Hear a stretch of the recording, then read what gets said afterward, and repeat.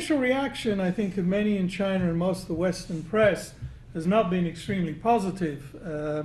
And it's clear, I think, that factional ties, age, and experience really won out over the questions of policy. I mean, if you look at it, it's essentially based on personnel issues, balancing groups, rather than on any question of dynamism with policy. And that creates certain challenges. There has been a very large turnover, as you can see there.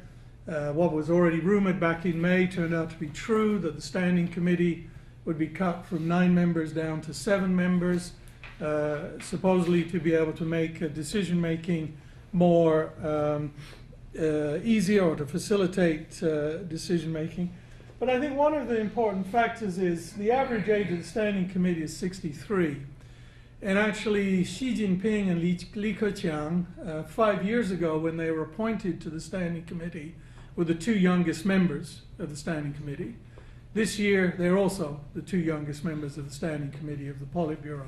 So what that means is that one might be in a holding pattern, because in 5 years' time, 5 of those 7 are going to have to be replaced again. And so already I think one begins to see the politicking beginning to head up there.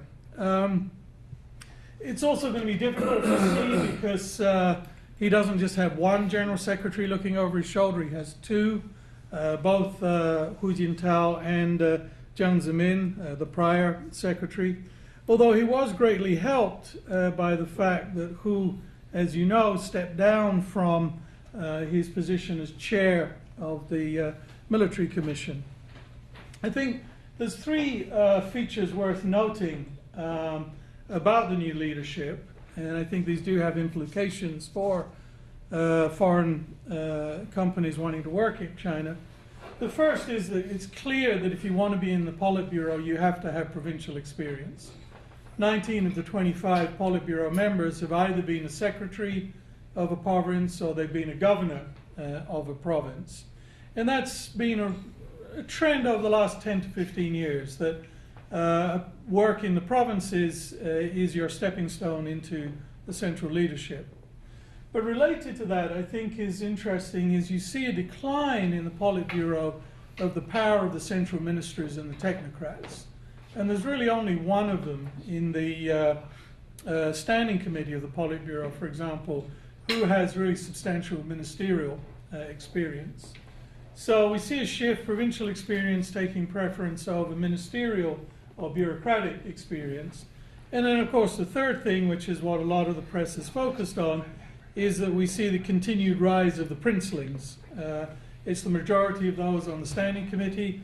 5 of the 7 are basically princelings of former leadership. But the more important question is what it is that they might actually do. And I think the most important thing here is, despite all the speculation, is to say quite clearly, we have no idea, really, of what they're going to do.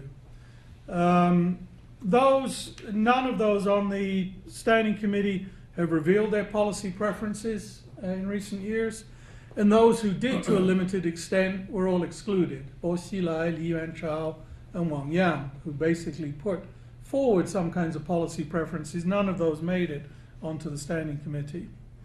I think one of the impacts that the Bo Xilai affair did have is not just that they temporarily took their eye off the economy and economic development, but perhaps more importantly, it so tied in Xi Jinping and Li Keqiang into political discussions that they didn't lay out an agenda of what they were going to do. If you think back 10 years when Hu Jintao, Wen Jiabao were being groomed to take over for the top leadership, in the 6 months before they took over, even the 9 months before they took over, they went around the country making various speeches. It was pretty clear the way they wanted to move things. They went to the old revolutionary base areas, they went to poorer areas of China, they refused to go to Shenzhen, they refused to go to Shanghai. So it was very clear that they were laying out a different set of priorities with policies.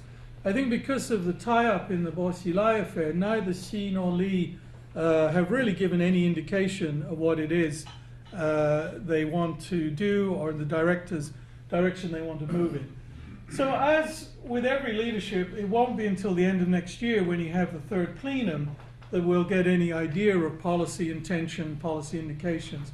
The third plenum is the one to watch for. That's always with every new leadership, the most important plenum. The first one basically elects a new leadership, second one tidies up, and the third plenum is when they get the first chance to launch new ideas around policy. So if you look back historically, every significant policy shift in China has happened at the third plenum.